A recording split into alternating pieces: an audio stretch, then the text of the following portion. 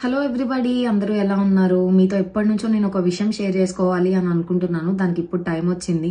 మీరు ఇక్కడ కామెంట్స్ చూస్తున్నారు కదా, ఇలాంటివి ఇంకా మన యూట్యూబ్ వీడియోస్లో అండ్ ఇంకా ఇన్స్టాగ్రామ్ రీల్స్లో చాలానే ఉన్నాయి. బట్ నేను అవన్నీ వెతికి స్క్రీన్ షాట్ చేసి టైం వేస్ట్ చేసుకోవాలని అనుకోవట్లేదు.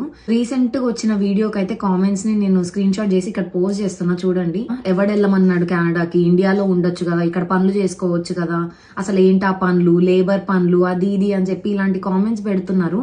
నాకు ఒకటి అర్థం కాదు, మన తెలుగు వాళ్ళు చాలా మంది పనుల కోసం సౌదీ అరేబియా, ఖత్తర్ అని ఇట్లా ఇతర దేశాలకు వెళ్తారు వాళ్ళ ఫ్యామిలీని పోషించడం కోసం.